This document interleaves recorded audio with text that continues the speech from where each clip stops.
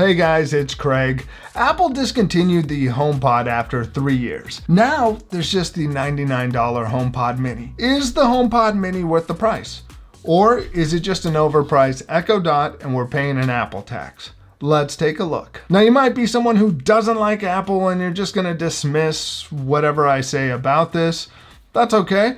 You could be somebody who doesn't use Apple products and uses Android and PC instead. Either way, you know what? Thank you for watching this video anyways.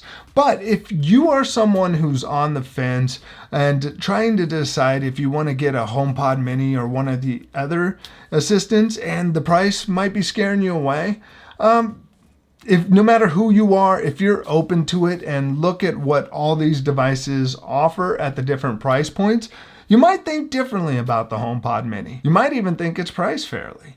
Now, if you don't know, I use both Echoes and HomePods daily in the house. I dabble in Google, but these are the primary devices. My family is all Apple devices, yet all Echoes when it comes to a smart assistant. Now, before we get started, let's be real. Siri isn't the brightest assistant. It's getting better, but it's still far behind. This is really about hardware, functionality, and what all you get at the price points. When it comes to questions and information, Google's going to be the number one assistant to go to. Now, number two, I'd put it the Echoes, and three would be Siri, wherever it is. Definitely getting better though. But the most intelligent assistant is not necessarily the best option.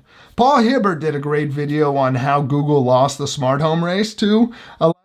His video's down in the description. Check it out. But Paul brings up that there's more things to the value of one of these smart assistants and speakers than just the intelligence of it. It's the features and functionality. Now for me, I just need Siri to access information and to execute requests. Siri's intelligence shortcomings may be worth it for you for the deeper integration into the Apple apps and services. A popular use for these devices is using them as a smart speaker to listen to music throughout the house. I want to show how this stacks up to these devices. Let's start off with the smaller mini speakers. I'll give you a sound comparison. Let's just get these out of the way. With these, both Apple and Google have a down-firing design, while Amazon went with a front-firing design, which I think is an improvement over previous versions. It definitely sounds clearer. Here's a listen to the HomePod Mini next to the Echo and the Nest Mini.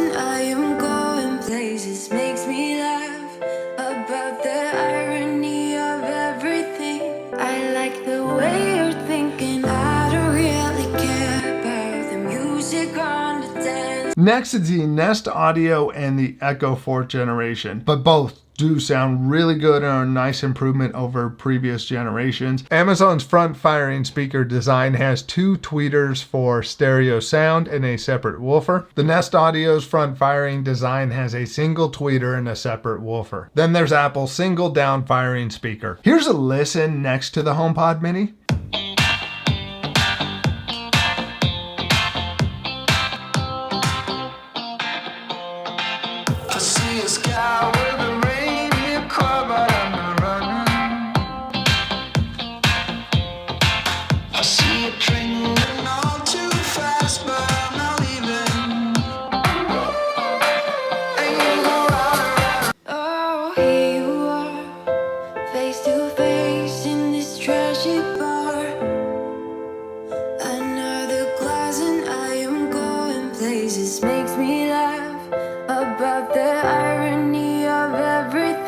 The HomePod Mini is significantly better than Google's and Amazon's $49.99 offerings, but it is definitely not as good as the $99 Nest Audio and the Echo 4th generation.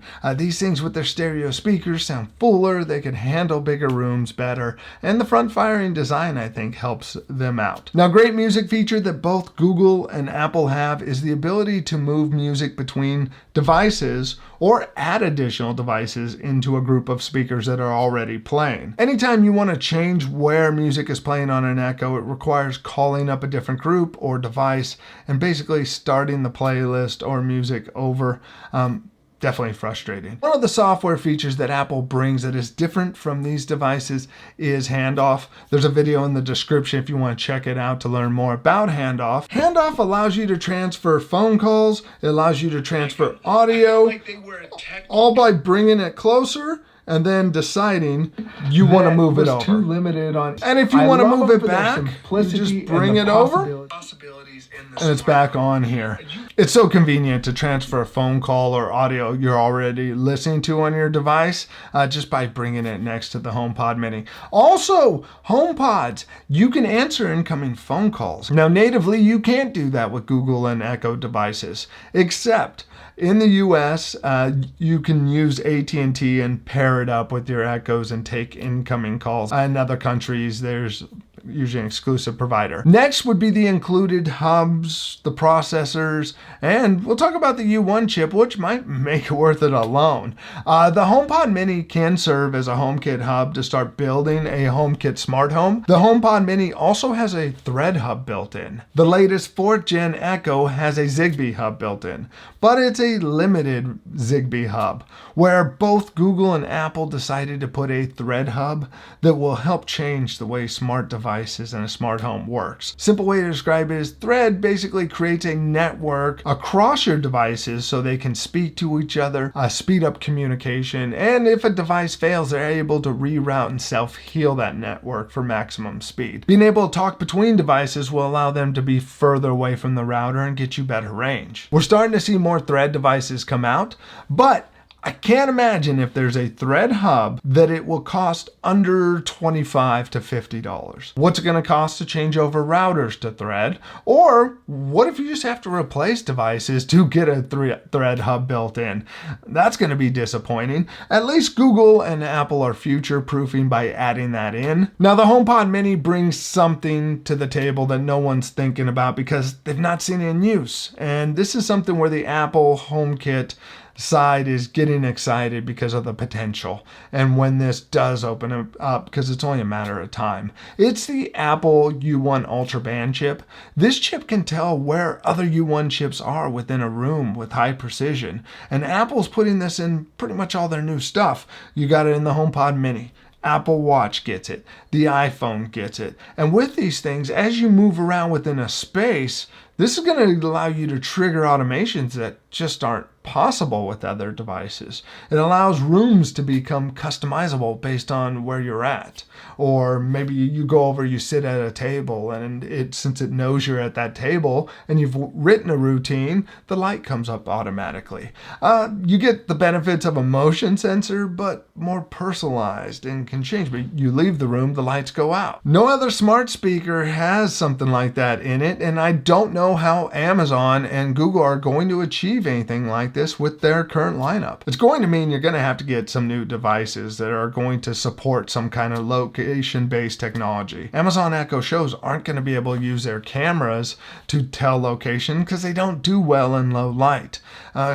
Google added Project Solly into their new Nest Hub to monitor sleep. Maybe that will be used to help with distance and location in a house, but I don't know. It's just the U1 chip is already here in a $99 device, and the way it could get implemented really could take it to a different level. It could take it to the point that both Google and Amazon are going to have to catch up. Now, all these devices have custom processors in them.